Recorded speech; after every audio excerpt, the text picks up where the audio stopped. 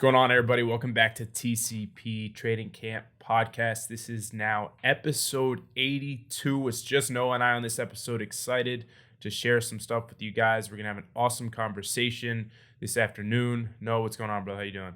Alejandro, what's good?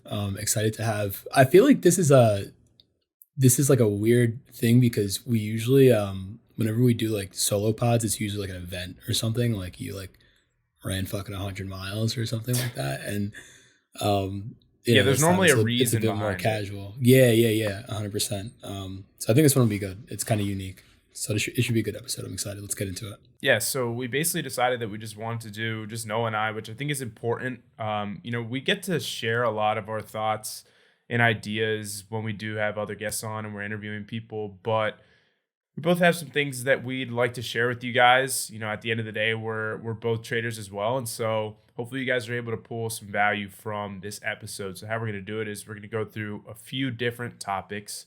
We're going to cover a few different points. We're going to do trading psychology. We're going to do actual trading, or the sort of action of trading, stuff that we're doing that has helped us to improve. And again, hopefully you guys can find some value in this episode. But we are going to start by talking about some trading psychology stuff. And this first point, or this first topic that we're going to discuss, we'll call it playing your own game. And this is something that I think is very, very important, actually crucial, not just in trading, but in money management, investing, and everyday life in general. So the sort of cliche and something that you hear a lot is when you come into trading, you can't expect to make the same amount of money as somebody who's been trading for 10 years, we'll say, 20 years, a veteran, right? And I've always thought about it in that sense. And I've always thought of it as I'm, relatively new in my trading career to somebody who's been around the market for multiple decades, I can't possibly expect to be making the same amount of money as them. While that's true, I think that another really unique way to look at it, and something that makes more sense, is that I have no idea the game that they're playing. So there's a lot of underlying things going on here. What's their age? What's their social class? How are they raised? How do they think or feel about money? Okay, what are their monthly expenses like? We're so quick to just immediately judge somebody. Say we see somebody who makes $5,000 in a day, okay? And I only made $50. Immediately I'm telling myself, oh, I should have made just as much as that person, or I should have made more. And we immediately use that as a measure of skill in trading. But we have no idea what that person's, for example, net worth is. We have no idea what that person's monthly expenses are. That person could have made $5,000, but they have $50,000 in monthly expenses. We have no idea what that dollar amount means to that individual, nor should we care, okay? And so the point here is that it's very important to play your own game. At the end of the day, the goal of trading is to generate income. So when I come to the market, I have to come with my plan. I have to come with a mentality of I'm trying to improve my life. I'm trying to generate income that's going to help me reach my financial goals, my investment goals. My goals at the age of 24 are going to be wildly different than somebody's who is even 35 years old, 45 years old. If you're 50 years old and you're trading the markets, we can't possibly be on the same page, yet we never think about things this way. We just think about it as a dollar for a dollar. And we're so quick to measure, again, skill. We're so quick to place skill right next to the amount of money that you make, when in fact, that's by no means true. And being in the Discord and having, all types of different members in the Discord of all from all different backgrounds, different age groups, I can see this firsthand, right? I can see somebody come into our Discord who has, less than 6 months trading experience, and they'll send a screenshot and they've made $15,000 in a day. Now, immediately, what is that going to do in my brain? I'm going to say, how is this person, right, who is 3 months into trading, making $15,000 in a day. That's what my brain is immediately doing. But what I don't think about is how much is this individual worth? What does $15,000 mean to them? What are their monthly expenses like? Are they, extremely risk averse? Are they do they have a massive risk appetite? What does their investing background look like? So many different factors that play into this that we never take into account. And so that's why I feel it's so important to figure out what your goals are. What is the goal or what is the game rather that you want to play? Figure out what you want to do. If you have $1,000 in expenses every month and you're making double that trading, that's insane. That's amazing. And you can compound that money over time. So rather than comparing the amount of money that you're making to the amount of money that other individuals are making or other traders are making, it's super important to look at your finances and understand, is this making me achieve, or is this putting me one step closer to my financial goals? Because at the end of the day, that's all that matters. Yeah, this brings me back to something that I had talked about really early on, like probably first 30-ish episodes, and I actually got it from Ripster, who we all obviously know from Atlas, and the thing that he said was, say what you want about the guy. I mean, he's a pretty good trader. The thing that I got from him was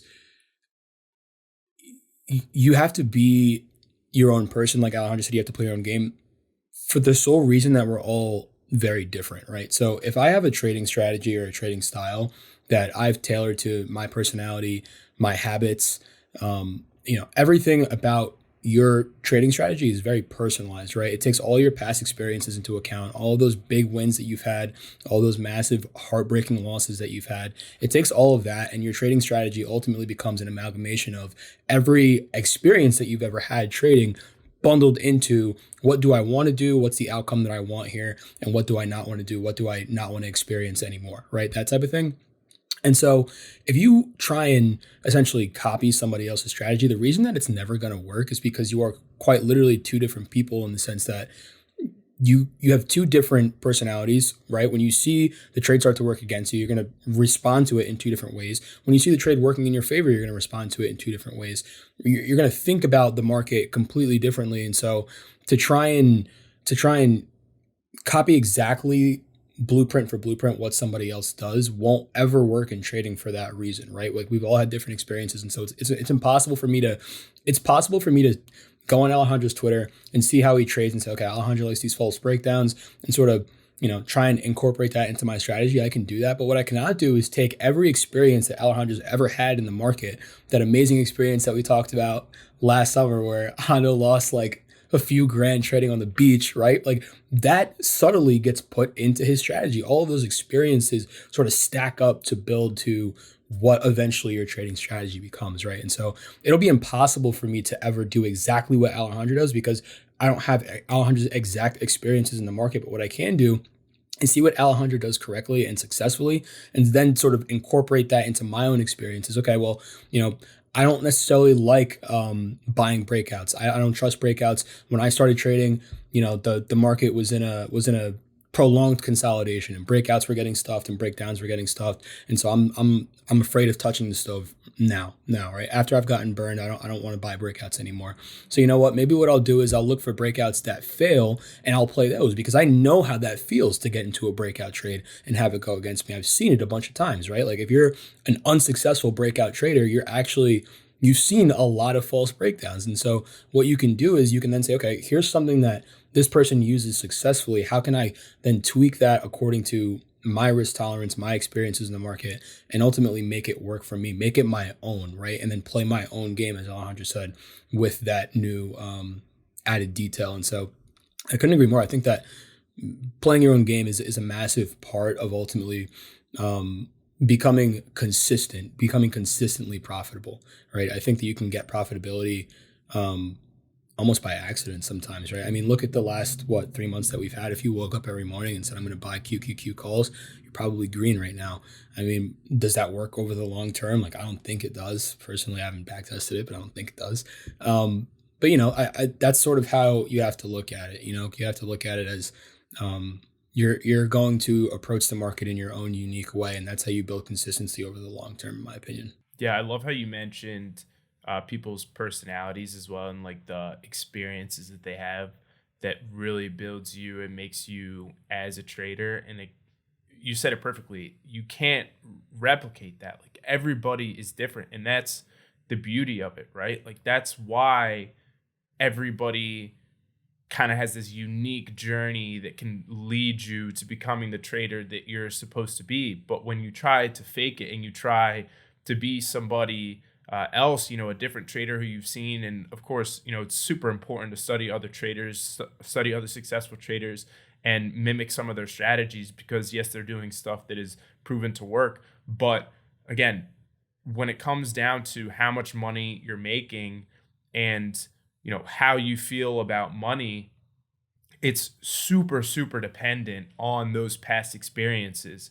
And so somebody who makes $50,000 in a day because they held an SPX call that ran 1,000%, that type of person has a drastically different view of what money means to them than I do. I know that for a fact because I wouldn't be able to hold something for 1,000% and watch it climb all the way to $50,000 profit. That means you put 5K in there too on a SPX zero. Correct, which is also crazy. But yeah, you see how just us having this conversation, that's showing our past experiences. Like we've lost on those trades, or based on how we're raised. Like you can't. Let's say, you were raised in a lower class family, and then you come onto Twitter, and at the time that you were growing up, you didn't have two nickels to rub together, right? Your family was extremely poor. And then you come onto Twitter and you see Mr. Hotshot, who's like trading lights out, making a ton of money, who just seems like he doesn't give a shit about the money he's making or losing. And you're like, oh, like this is what trading is. Like I have to, take on all this risk, and I have to, let my guard down in order to be as profitable as this guy. That guy, you have no idea. He could have came from an upper class family where money to him has never been an object, and it's never been a concern. Just stop trying so hard to trade like the next guy. Do your own thing. Focus on what works for you. If that means, being tighter with risk, that's fine, right? That's fine. It's all about what makes you comfortable. And at the end of the day, what's going to grow your account. The last thing I'll say on this topic too is I think a great representation of this is if you look at the ICT community, everybody watched the same videos. Everybody has the same information, right? Like it's not like there's some secret sauce. Like you can put in more work. I guess you can watch more videos than the next guy XYZ, but ultimately you're being taught the same topics, right? And you have probably 100,000 people who trade this sort of style, and all of them trade so differently. Like we've had so many on the podcast, and I'm friends with a bunch of ICT traders, and I'm in a bunch of different discords, and nobody trades exactly the way that I trade. And I see people using ICT successfully who use it on a 1 minute chart, who use it on a 4 hour chart for swing trades, right? It's everybody given the same information up front trades differently because, like we just talked about, everybody's got their different experiences in the market. Even given the same sort of blueprint, you're not going to come out with the same answer, right? And so I think that's a really good example of, just sort of showing that even giving people the exact same information, they're going to make vastly different decisions with it based off of, like we talked about, your past experiences and whatnot. And so I think that's a really great example of exactly what we're talking about. Definitely. All right. Awesome stuff there.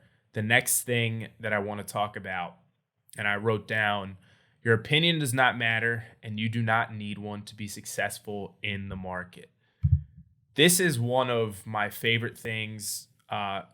Just thinking about trading in general, especially in our space on Twitter, social media, and Discord communities, so many people have so many different opinions about where the market is headed, what's the right and wrong way to trade. Kind of ties into the last thing that we were talking about.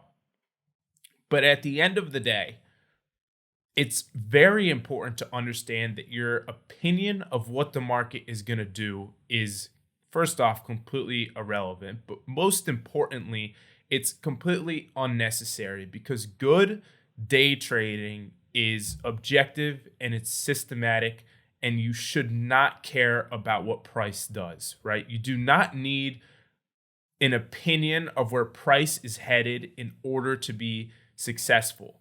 And when I started thinking about this in the sense that the market is made up of millions upon millions of different participants, all who are extremely unique, who have different views on what the market may or may not do, who have different time horizons. You have day traders, you have 15-year-old Robinhood day traders and 60-year-olds who are on near retirement, all in the same market, okay? You have so many different people who are using the stock market as a vehicle in so many different ways. And that's the beauty of it, and that's why it functions. Otherwise, it simply wouldn't function if everybody thought the same thing. But what's most important here, and what I tell myself coming into every day, is that regardless of if I think price is going to do this or I think price is going to do that, it doesn't matter. And I started having more success when I became reactive to price. And that as a day trader, I think is super, super important. And another thing that I'll mention here that I think is really awesome and relevant to the year 2023 and 2022. So this is just one example of how your opinion doesn't matter, and it's important to just like flush all that stuff out. If somebody who's done a ton of research comes to you and they tell you, okay, this stock, I love it, it's gonna 10x over the next 6 months, you're gonna automatically assume that they're full of nonsense. Now, if somebody who's completely full of nonsense comes to you and tells you that the market is gonna crash, you're gonna stop everything you're doing and you're going to pay the utmost attention to them. And we saw this all last year and at the start of this year. The reason is because people are extremely concerned about the possibility of the market going down. They're just so worried about other people's opinions, and all these opinions were being floated around. At the end of the day, was any of that relevant? Okay. Right now, on July 19th, for people who are now calling for all-time highs, is any of that relevant? Absolutely not. The market is going to do what the market is going to do, and that's why it's super important to think objectively. This will be a good one because I agree with you and I disagree with you on a certain level. I agree with you in the sense that you definitely don't have to have an opinion as a short-term trader too, right? Like you said, you've been doing a lot better since you started reacting to price. And I think the reason that keeps you out of trouble is because instead of saying, well, I'm going to take this trade because I think that this can happen, or I think that that can happen, what you're doing and what I'm doing, and we'll get into this in the next segment, is you're looking at a setup objectively and you're saying, okay, when this happens, the probability when X happens, right? X just happened. The probability now of Y happening, right, as a reaction to X has increased, right? The probability is whatever, call it 60, 70, 80%, right? And so if I take this trade, risking this amount, targeting this amount on the upside, if I do that 1,000 times, I'm going to win some and I'm going to lose some, but over time, I should make more than I lose. I should make more on my winners than I lose on my losers. And so ultimately over time, I'll be fine, right? And so you're taking a more systematic approach to the market and not necessarily using your discretion to say, well, this seems like a good spot to get in. We have support here that I think will hold. We have resistance here that I think should reject, those types of things, right? And I'm talking pretty even those things, I don't want to necessarily say that, that's not how you should trade because everybody trades differently. Even those things I would call, except if it works for you, great, right? That's not even as outlandish as, Alejandro was talking about with the market's going to absolutely crash, or the market's going to absolutely print, or this company's going to miss on earnings, or this company's going to hit on earnings, whatever it is, right? That's not even that crazy. So what I would say to you is that while I do agree you don't need to have an opinion in the short term to make money in the market, I do think that it can be helpful, particularly for the way that I trade, to determine where you believe the market wants to go, and then constantly look for confirmation of that idea. And the reason that I say that that's a in my opinion, an appropriate way to approach the market is because having that framework gives you conviction going forward, right? So let's say that a good example actually is Matt from Rocket Scooter, who we had on a sponsors the podcast, and we've had him on a bunch of times. But Matt from Rocket Scooter talked about how last October Rocket Scooter was showing him bullish positioning through the summer, and so he called bottom and he wanted to be bullish, right? And so that's his opinion, is that we're going to go higher, right? And constantly every day, and Matt's not here, but I'm sure that if Matt was here, he would tell you constantly every day you look for things to confirm that bias, right? If I think that the market is going to continue to go up, is the market making first of all, just plain simple trend analysis. Is the market making lower lows and lower highs, or is the market making higher highs and higher lows? As long as that's in check, I know that I'm with the trend, and my opinion that the market is going to go up, I'm getting a little bit more conviction on that idea, right? The trend has changed from lower highs, lower lows to now higher lows, higher highs. We're in an uptrend, right? So that's the first thing. The second thing I would also say is that when you have an opinion on the market, and when I say opinion, I don't mean that you roll out of bed and say SPY looks like it's going to 450. I mean like a well thought out and like a reasonable, actionable sort of plan. Why should this do this, right? Like a solid thesis. I think having an opinion on the market, what it does is it sets you up for opportunities, right? And so I think that even you would kind of agree that your opinion, though you would say it doesn't matter, I would bet that your opinion is that the market is probably going to continue to go up throughout the rest of the summer, as per Rocket Scooter. Is that correct or incorrect? Talking to you. I'll talk about it in a second. Finish Okay. your point, and then All right, sure. Because Sure. now you got now you got the wheels turning. All right. So if you believe that the market is if the market is bullish through this certain time, right? What should I do as a trader who wants to capitalize on that? Am I going to try and smack every short setup that I see? Every time that we come up to resistance, am I going to try and get short? Or every time it looks like the market's going to curl over and retrace a little bit, am I going to try and get short? Or am I just going to be patient and wait for my long setups that I think will have more follow through because of, again, my bias that the market is going to continue to trade higher, right? And so I think that at a certain level, having a bias of where you believe the market is going to go and then constantly looking for conviction along the way can help you, or not constantly looking for conviction, but constantly looking for confirmation along the way can help with your conviction in the long term. Because again, what that does is it sets you up to be, it sets you up for the opportunities and sets you up for the best opportunities, right? Not just taking any random, B plus setup. Oh, this looks decent, I'll take it, or that looks decent, I'll take it. No, it sets you up for the best possible opportunities. And in your case, that confirmation along the way, if you tried to trade 3, 4 false breakdowns and it stopped working, you would say, maybe my bias that we're going to trade higher is no longer correct, right? And then you would reassess. And so I think that that's why it's important sometimes to have an opinion, a bias, if you want to call it that, in the market. Okay, so I 110% agree with you, everything you just said, and I guess the question or the topic becomes a little bit more complicated than just having an opinion and not having an opinion. Yes, we're all going to always have underlying opinions. The sort of point I was trying to make is that your opinion itself, like if we just think about the literal opinion, right, that has absolutely no influence on what the market is going to do. So yes, Correct. as traders, using technical analysis, and I do this every single day. It's part of my job description. I'm going in every single day. I'm trying to predict where the market is headed based on what I see technically, and then as things start to set up, I react and I take trades.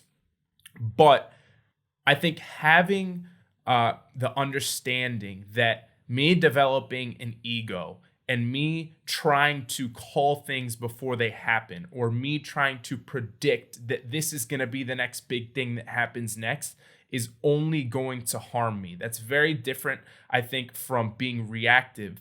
Even if you think about in February, we got one of the most bullish signals of all time that has ended every single bear market in the past. And that was the golden cross. It's the cross of the 50-day moving average back above the 200-day moving average. Now, I could see that. And objectively, understanding that that golden cross has ended all previous bear markets, I can now say, okay, I'm bullish and I believe that we're entering into a new bull market. That to me is a reactive move. That is trading. That's level headed investing versus blindly saying, okay, I know that this is going to happen, or I know that 6 months from now, SPY is going to be trading at 500. And then, as you said it perfectly, along the way, then you look for things that are going to add to your conviction. And what have we been doing since March? We've been creating higher lows all the way into the summer. It also has been tracking perfectly with seasonality. We said at the beginning of July, July is one of the most bullish months of the year. 75% of the time over the past 20 years, it's been green. That is going to add to my thesis. And what do you know? July has been a green month. So, yes, important to formulate a thesis, important to use your knowledge in order to position yourself to be successful in the market. But at the end of the day, being able to get rid of that ego and understanding that, hey, there is an opportunity or there's a chance that I am wrong. That's the biggest mistake that people make, is not respecting the market, not respecting the market risk, and believing that just because they have an opinion of something, it has to be right. And then the last thing is, when you formulate an opinion, you cannot be tunnel vision in the fact that everybody who was shorting at the end of last year, right, was having a lot of success, or middle of last year, having a lot of success. The market was selling off. And so they got very tunnel vision about whatever thesis they had, planned in their heads. Okay. And whether that was due to the macroeconomic environment, whether it was based on technical analysis, they continued to stack onto this thesis that the market has to go down. It has to go down. It has to go down. That is not respecting the market and its risk. That is carrying now ego into trading, which is super important. Got to leave that at the door to be successful. Yeah, I think that you bring up some great points, and I think something else that I would point out is that when you talk about ego too, it puts you in such a bad spot because of the opportunity cost, I think, and we talked about this before, where it's like, if you were somebody who was just wrong, right? I think the market is going to go down. And, let's say January 1st, I say the market is going to go to 300. SPY. What was SPY trading at? Like 380 or something like that? Like around the time it was like a little bit off the lows, like call it 380, 390. You say, I think that the market is going to go down to 300. And by March, you see that the market has traded higher, and you were wrong. If you don't have an ego, you can decide in March, I was wrong. The market looks bullish. I'm actually going to flip my bias. And by now, you probably would have made back most of what you lost, right? And I think the problem with your ego is that it's the opportunity. It's not just the loss that you're taking by being wrong. It's also you're missing out on the chance to be right, because not because of anything technical, just because you're being stubborn. And I think that that's the death of really any trader. That you can't survive that. And so, yeah, I couldn't agree more there for sure. And then the last thing I'll say on this one is that when it comes to bias, I think you have to do your own work and have your own conviction. I think that you'll never be able to get conviction from somebody else, like Alejandro said, sort of at the beginning of his little spiel there. Like I don't think that without doing the work, you can really have the appropriate amount of conviction that you need to be successful long term. I think that it may work once or twice if, somebody that you respect highly says, I think the market's going to go down, and you load the boat on puts and it works, like great. But how long can that work, right, over time? And I think that ultimately, like, that's just it's a losing chess game, because you're borrowing somebody else's conviction without even really knowing the reasons behind it. And so you don't know what makes their thesis invalid, right? That's the thing that I really didn't want to talk about anybody on the pod today outside of trading, but that's the thing that like bothers me about the perma bear camp on Twitter. It's like, what makes you wrong is like, okay, you think that the market's going to go down because XYZ, the market has, this 53rd comparison to this, rally back in like 1979, and it's tracking perfectly. And it's like, okay, what makes you wrong? At what point is this thesis incorrect? Or are we just going to talk about this until SPY trades till 600? Like, at what point are you just incorrect? Like they put out a thesis and they don't say this, if this happens, I'm wrong. They don't say that. It's just market's going to go down, guys. I promise. Going back to the point that I made earlier, when somebody who's full of nonsense comes to you and tells you that the market is going to go down, everybody starts to pay attention to them. And that's what we were seeing. The reason is because people have that emotional connection with their money. If somebody is telling you that the market's going to go to 600 by the end of the year, and it's somebody who has come to you with an extremely strong thesis, we were seeing this near the bottom. You talked about Matt. He had an extremely strong thesis for the reason that he felt that the bottom had been put in and that the market was going to trade higher. But everybody was saying, this guy's full of shit. This guy has no talk. Look at the macro. Look at this. This is a bear market. Nobody is going to pay attention to that because it seems so unrealistic. But as soon as somebody tells you that the market is going to go down, you give them your full attention because the emotional connection with our money is, oh, I don't want to lose my money. Wait, what is this guy talking about? Like, I don't, and also that sort of like, speaking from the perma bear perspective, like somebody who calls the top, right? Calling the top or calling the crash is a lot sexier than calling, a 500 point rally in SPX, funny enough. Like all you had to do all year long was just ride the trend. But there's nothing cool about that. But if you're the person who calls the 100-point sell-off, you look like a genius, right? Saw that all last year and into this year. And then when it doesn't work, people forget, and you just do it again. It's Exactly. Actually insane. It's insane how it works. All right, let's go into the next one. So we're gonna dive a little bit more into actual trading.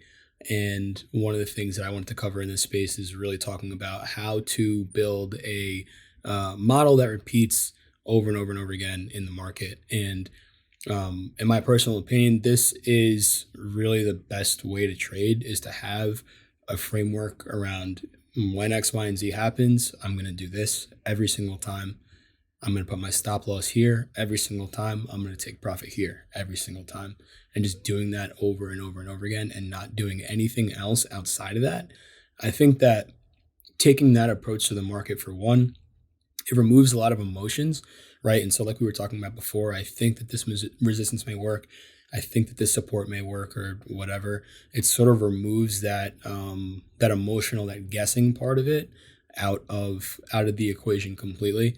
And then secondly, it gives you something to look for, right? You constantly hear in trading, be patient, a PAY, patience spelled with a little PAY. Like it's like a big thing that I feel like you're sort of bombarded with from the time that you get into trading. And I think, yes, you obviously should be patient, and patience is a virtue in trading, but at the same time, it's impossible to be patient if you don't know what you're waiting for. And so I think having something that you're waiting for and actually knowing what you're looking for is going to help you be patient and help you say, well, this is not that, so I don't have to take this trade. This is not my model, so I don't have to take this trade. That type of deal. And so, yeah, let's go ahead and dive into it. And this is a process that, I personally went through really I'm really still going through like the first 7 months of this year. Like early this year, I really made it a point. If you guys want to go back and actually listen to that first episode that we did of the year where we talked about our goals and, what we were sort of looking forward to, one of the things that I said was I really want to make my trading a little bit more systematic, a little bit more robotic, like a more sort of consistent approach, just day in and day out, as opposed to not knowing what I'm going to trade when I wake up, that type of thing.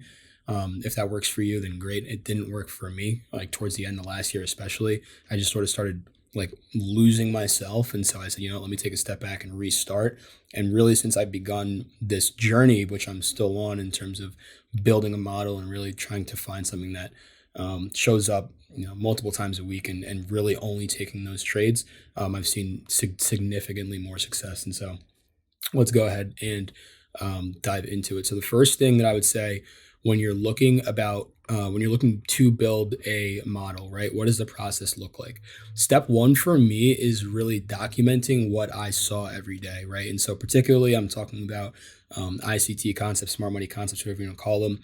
Like for me, as I was I literally had to sort of forget what I knew about trading and start over. I had to throw like 80% of it out and really sort of start from sort of a beginner's mindset again, which I think was absolutely great for me. I was learning a lot, right? I was learning a lot of new concepts, a lot of new definitions, a lot of new words, a lot of new things to look for in the chart. And so for me, the beginning was literally just documenting every single thing that you see, every breaker, every fair value gap, every order block. If you're trading ICT, if you're not, whatever, if you're trading chart patterns, every double top, every double bottom, every symmetrical triangle breakout, right? Literally every single time that you see one of those things, mark it down, right? When do they work, right? When does the setup play out as it should in a textbook? When does it not work and it plays out for a little bit and ultimately reverses in, almost like a fake out sort of fashion? What time of day did the setup show up? Right? Did the setup show up in the morning? Was this like a morning trade and sort of that first hour of the trading day is the last hour of the trading day sort of thing? Are you looking at lunchtime reversals? Does it happen during lunch? Right? And document the time that the setup shows up.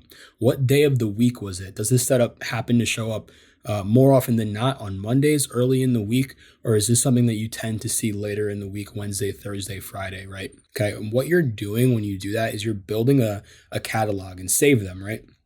I actually have a folder on my computer that quite literally has well over 250 just examples, even trades and not trades, of just things that I see every single day. Mark it up, draw it out, put your little notes in there. Here's what happened here. Here's what the time of day was, and all that stuff, and just save that, right? After you do that for a certain amount of time, what's going to happen is you're going to start noticing things that repeat, right? The brain is extremely good at pattern recognition, right? So as humans, that's a biological trait that we have. We're very good at recognizing patterns, recognizing things that repeat more than once, right? And so after you do this for an extended period of time, ultimately you're going to find something that repeats itself over and over and over again, right? The market is a funny thing because it does something different every single day. No market day is like the next day, right? All the days are different, but in a sense, they're really not. Like and Alejandro gets exactly what I'm talking about because we've literally been taking the same trade for like 2 months, like every single day. It's the exact same thing, and so every day is different and unique, but at the same time, there are things that repeat, and when things repeat in the market, you can capitalize on them, right? So find something that repeats, okay? When you find something that repeats, how often did it repeat? Was this like an everyday phenomenon? Was it multiple times a day? Does this phenomenon repeat twice a day, 3 times a day, or was it more like, 2 to 3 times a week? Maybe once a week, maybe once every other week, right? You want to find that out so you can know how many times you can expect your model to show up, right? I know that for me, my model shows up more or less once a day, maybe twice if I'm lucky. So I know that I have no business taking 3 trades in a day. I've literally never seen my model show up 3 times in one day, not one time. So if I take 3 trades in a day, I've done something wrong. It's that simple. Like I know that based on historically how many times this setup shows up, the chances of me taking 3 trades in a day are slim to none. And so if I have, I'm either not trading my model or or it's an anomaly, right? Those are really the only two options. So again, you want to find exactly how many times this setup is going to show up, how often can you expect to see this model play out, per day, per week, per month, whatever. After you've got that, right? So you've got you've done all of your note taking, and you've got all your charts, you got all your examples. You found something that repeats, 1 to 3 times a week. I would say is kind of my sweet spot. Find something that repeats 1 to 3 times a week, and you've gone back and you've documented every single time that you saw it. What you want to do is you want to then back test your strategy, and so back testing is something that I think scares a lot of traders, and it's really the nitty gritty of trading because it's the least sexy part. The market is closed, and you're usually sitting in a dark room by yourself on a Friday night. That's kind of what it looked like for me. And so it was like it was the least fun part easily of trading, but I think it's really probably the most important part. And the reason is that the confidence that you're going to get to implement this strategy in the live market, risking real funds, that confidence is only going to come from your back testing, from you seeing it happen over and over and over and over again, knowing on a probability basis how many times it should play out, how many times it shouldn't play out. If this setup is going to make me a dollar when I win and a dollar when I lose, but it wins 70% of the time, and I've got data backing that up over several years, give me that probability, give me that ratio every single time. I'm taking that trade every single time because I know that over time I may lose today, I could lose tomorrow, I could go on a 5 trade losing streak, but over time I'm going to win 70% of them, right? And so that's how you need to approach it, and you're not going to get that confidence unless you do put in the work to back test. And so that's why I think back testing is extremely important for me. What that looked like was literally, again, going back, documenting every single time that I saw this setup. Make yourself like an Excel spreadsheet.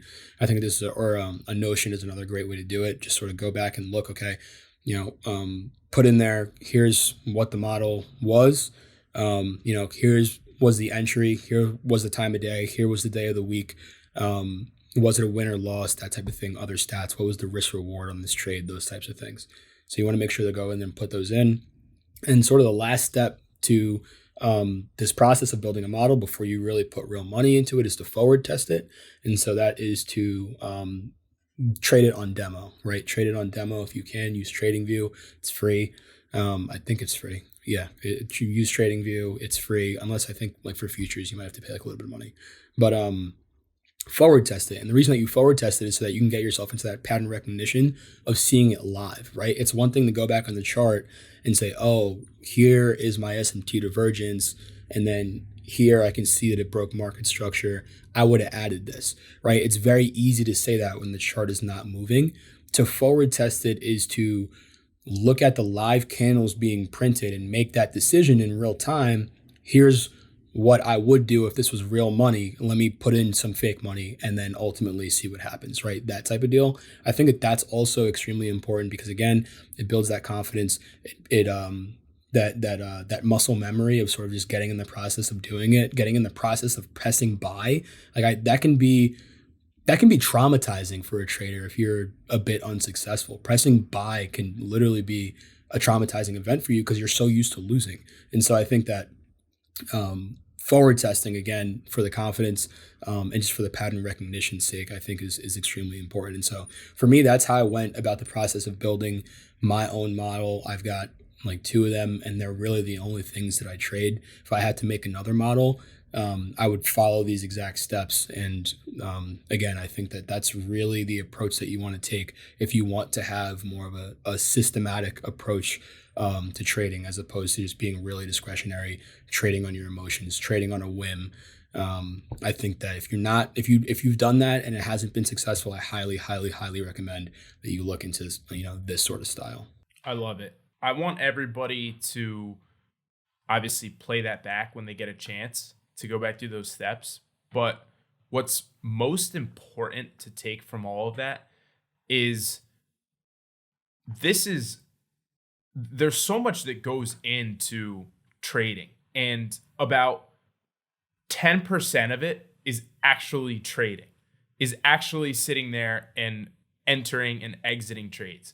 What the average retail unsuccessful trader does, and this is 95% of people, is they roll out of bed with no plan. They have 8 charts in front of them. They go to their dashboard. They're ready to trade, and Meta looks like it's going to go up. I'm buying calls, and the S&P looks like it's going to go down. I'm buying puts, and this, that, and no system of when to take profits, no system when to enter. No, it's just all, as you said, emotional trading based on what they're feeling in that moment.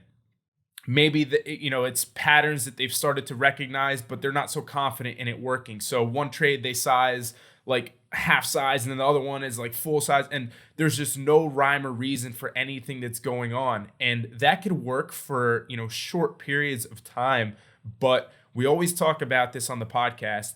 The goal is not to win one trade, it's not to win 10 trades, it's to be successful over the course of thousands of trades. It's to develop something that is repeatable, that just removes your emotions from everything. And that's exactly what you just described when developing a model. And my favorite part of what you mentioned is I'm looking for max 1 to 2 trades a day. And that's because you understand that your setup can only present itself 1 to 2 times a day. If you're a trader that comes in and one day you have 3 trades, the next day you have 9 trades, the next day you have 5 trades, you got to figure out if that's part of your system or if you just have no idea what's going on. And some days you feel like trading more, some days you feel like trading less. Like I said, the actual trading is 10% of what we're doing here, if that, right? Like probably less, like maybe like 1%. For me, it's the night before or after the close. It's going through, identifying the setups that I'm looking to play the next day. I wake up in the morning, I wake up early, I look at the chart. If the chart is setting up with something that I planned from the night before, I'm entering the trade. We talked about it this morning. Last night, coming into today, I was looking for ES to bull flag around where it closed yesterday, around 44.86. Now, the market has traded higher like 7 days in a row. As a trader, is it my job to follow my plan, or is it my job to wake up and try to be like some like fancy wizard who is going to decide whether or not he's going to take the trade and like whether like no, cut that shit out. I plan the setup, I come in, I take the trade, the market goes up for the 8th day in a row. Awesome. Why did that work? Because I planned for it. If it didn't work, that's fine. That's part of the trading. And that's exactly what it is. We're trying to put the probabilities in our favor, but we're doing the work the night before. We're not doing the work when we wake up and when the market opens and, doing all this fancy shit, like trying to, I don't know, like Paul Tudor Jones. Like, I'm just talking from experience, guys. I'm talking about how I used to trade.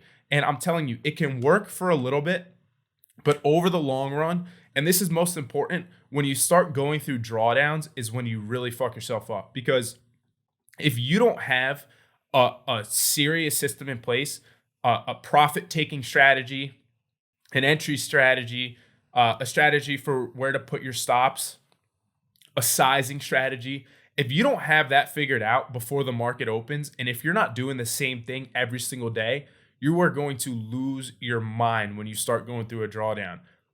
If I lose 10 trades in a row, I'm not going to give a shit, because obviously that's going to suck. I'm going to be losing money, but I know that if I continue to do what I'm doing, I'm going to be successful in the long run. But if you don't have that confidence, it's probably because you haven't developed the model. It's either you haven't developed an entry model, you haven't developed a system to manage your trades. And honestly, guys, it could just be the case of trying to do too much, just trying to do too much. Again, I said it. My favorite part of what you mentioned, 1 to 2 trades a day. I have been taking 1 trade a day for like the past 2 months. I wake up, I take the trade. If it's a winner, I'm done. That's it. You can ask anybody in the Discord. By like 10:30 in the morning, I'm like, all right, guys, I'm done. Like, that's it.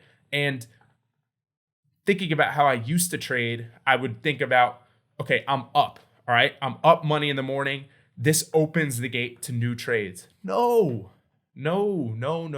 because that single day gain may not be anything amazing, but now I look back at the past month and I'm like, damn, like I was able to make that money just by taking 1 trade a day. And not just any one trade, not just any random trade, but a trade that I had planned for. Something that was along the lines of my model.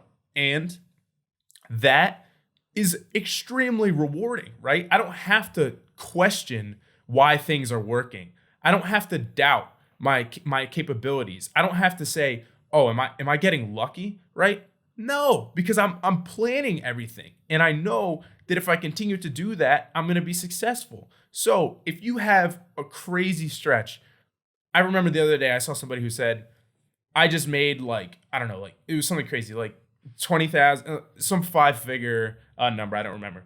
And their immediate question, and I'm glad they asked, was, what do I do with this money? Like, I just made a shit ton of money. That's somebody recognizing that I made this money not because of my system, not because of my abilities as a trader, but because I got lucky. And that's, there's nothing wrong with that. but that's not real trading, right? And we're trying to avoid that feeling. We're trying to, be confident in our trades, why we're taking them, right? And why we're exiting them. And that comes through a model. We don't want to feel like we're getting lucky. We don't want to feel like, oh shit, I just made $10,000 this week, but if shit starts to go south, I'm going to lose it all next week, right? That's how 95% of traders feel, because they can't pinpoint what exactly it is they're doing. And they're flip-flopping back and forth, long, short, trying to do too much, trading options, trading futures, fucking trading, I don't know, crypto, Bing X, like NFTs. There are people that have success doing that, but 1% of them, if that, literally. So yeah. The last thing I'll say on this topic is you hit it with the drawdown part. I think that it's not necessarily a difference in making money. I think that there's a bunch of people who are going to be like pretty good at trading and kind of know what they're doing and won't have a problem making money. The problem is keeping it, like when you inevitably lose, because we all lose.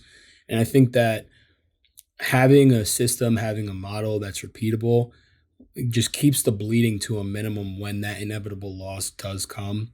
I think that it makes things super black and white for you, where it's like, if I'm in a drawdown, this is part of the plan. Yeah, I've been in so many drawdowns, not so many, but I've been in several drawdowns this year. And since really like starting to hone in on only using like a trading model, and like it's just a different feeling. Like it's a different feeling of confidence of like, okay, like I lost some money and like I'm gonna get it back. Like it's weird. Whereas like where I used to be in drawdown, it was like, what do I do? Should I change things? Like you're like, if the market is changing, I'm fucked. That's what it feels like. Right. Like, yeah. Oh shit. Like here we go. Right. Exactly. Like you feel it. Like you physically feel it. Like and I think that that's really important, because after you take those two losses, you have to have the confidence to press the button the third time. And I think that that's where a model comes in, right? It's having the confidence to say, look, I got burned this a couple times, but I've got 600 examples in my folder of how this trade works. Like I know that next time I press the button, probabilities are in my favor, right? Whereas if you don't go through that work, after those two losses, it can be a little dicey, and you can get a little bit anxious, and maybe that's the trade that you missed that would have taken you at a drawdown, right? And so I think that that's super important for sure. Absolutely. And the last thing on this topic before we move on is that your model is all over your Twitter. So for anybody who wants to see exactly what it is that you're doing, all they have to do is scroll through your feed. Same thing with me. I, do EDU, reasons why I'm entering trades, exiting trades, all on my feed. So it's not like we're gatekeeping anything. Like this is all, free. You guys can check out exactly what it is that we do. The last thing that I want to talk about now is risk versus reward in trading, and something that has really helped me, especially over the past couple months. And it's the simple concept of leaving runners. And so for me, how I like to think about it is when we look at July, okay, we got a major breakout over the July highs. We've seen a ton of trends, and holding on to runners has paid a shit ton. So when I look to enter a trade, I'm normally shooting for like 1-to-1 risk versus reward. And so, if you look at that 1-to-1 risk versus reward, you're going to be like, oh shit, I got to win like 90% of my trades to be successful. Not if leaving runners. And this is really where I can find my edge, because on these giant trend moves last week, which was, what was last Friday? Give me a second for anybody that wants to go back and look at the chart. So last Friday was July 14th. So the week of the 10th through the 14th, I was in my longest duration trade of the year. I got long at 44.25 and rode it all the way to 45.37. That's 112 points in the S&P futures.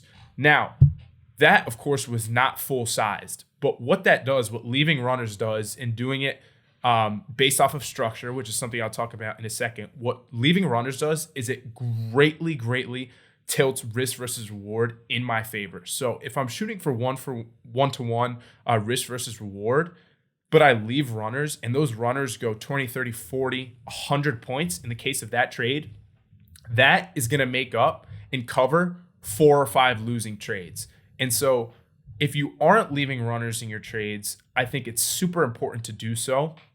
It also helps to eliminate that FOMO. You're not coming in every day and saying, oh, I got to add long again, or I'm scared to add long again here.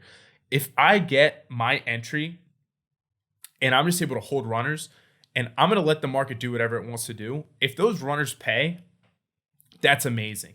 And that's why I've had so much success in this trending market. And this is really where I try to pad my profits, because we are going to go through a phase of consolidation. Maybe it comes in August.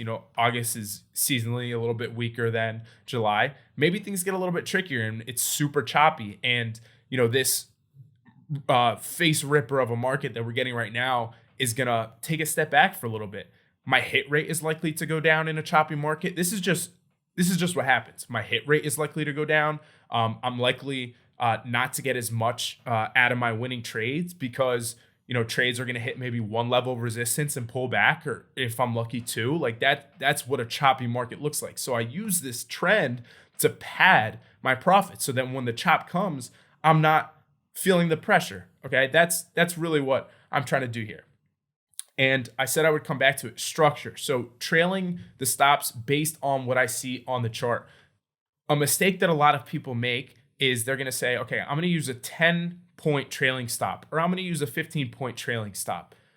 When I think about my trailing stop, I'm looking at the most obvious recent low on the chart. Okay, the most obvious recent swing low, typically on the 15-minute chart. And so if I just trail below that, I know that I'm going to remain in the trade as long as that uptrend stays intact. And I'm not worried about the profits. I'm not worried about catching the top.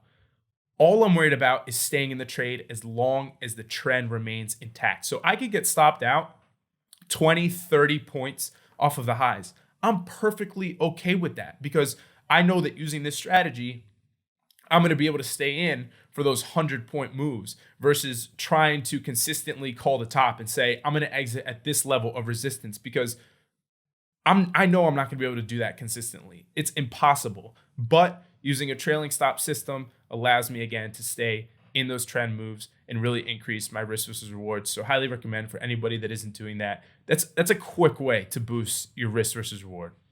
Without a doubt. A couple of things there. One, the trailing stop versus using your stop under, the recent low based off of structure. I think that the reason that people jam their stops up too tight is because they're in too much size. And so, like you talked about, if I only took off half of my position at plus 10 points and now plus 30 points, right? If I took off half at plus 10 and now I'm plus 30, I just made a double of what I initially made by selling that first 10. So I've got double the profits now on the table.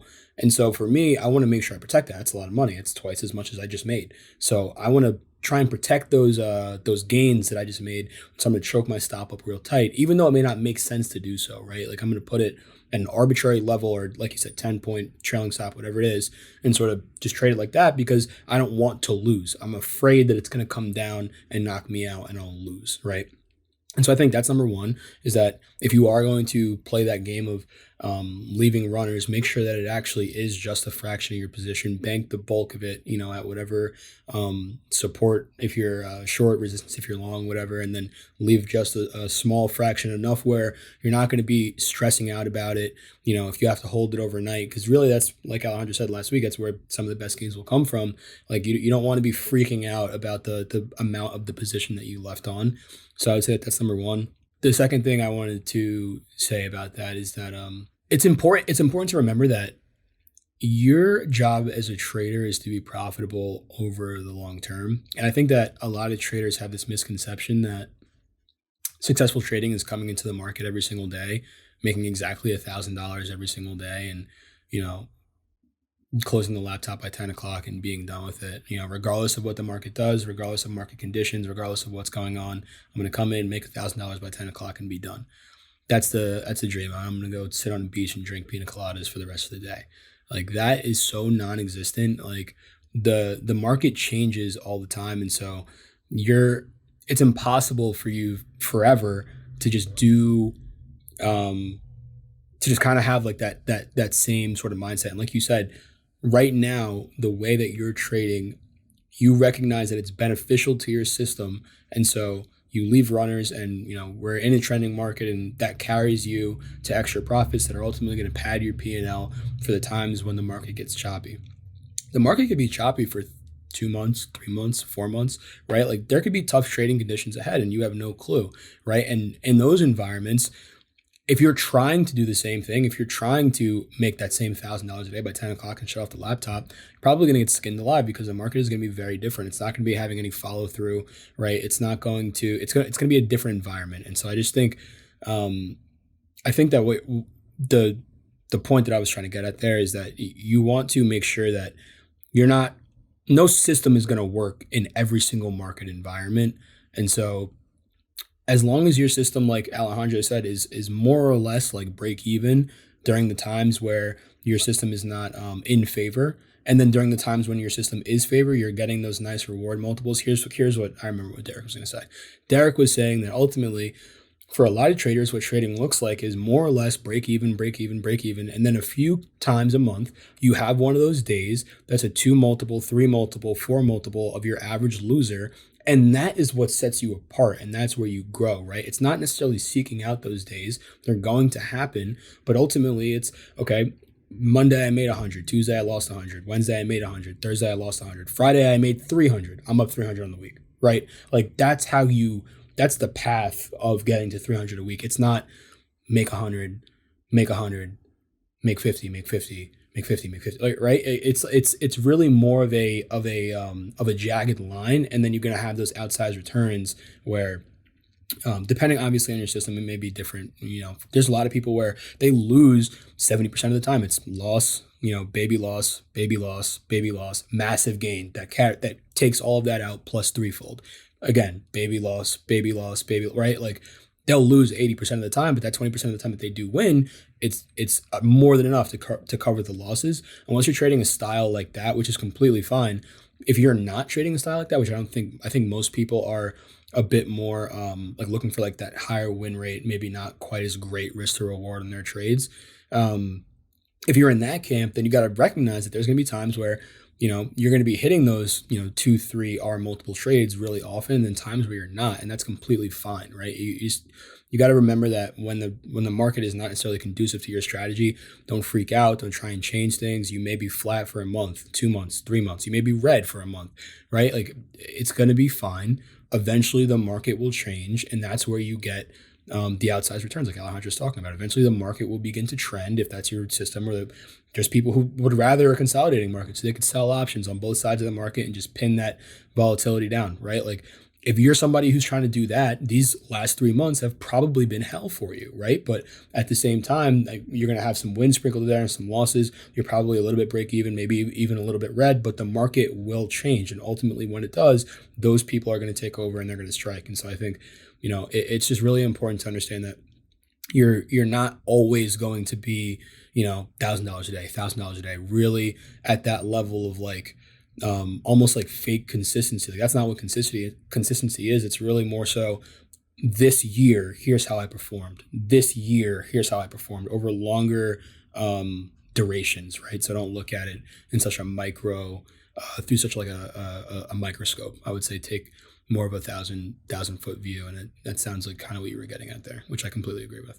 Definitely. And as far as taking profits and leaving runners, the last thing that I want to say is if you have this understanding that, okay, this month the market is trending and we're having this conversation, or you're listening to this podcast and we're saying this obviously isn't sustainable. There's going to come a time of consolidation or maybe pullback or whatever, and there's going to be choppier days in the market. You can design your trading system to take advantage of both. Like you don't have to come into the market every day and guess, are we going to trend 50 points today, or are we going to chop in a 10-point range? Which is why for me, when I enter a trade, I take the majority of my profits, at least 70 to 80% of my profits at that first level of either resistance or support, no matter what. And then I'm leaving runners because I have no idea. When we come into yesterday, right?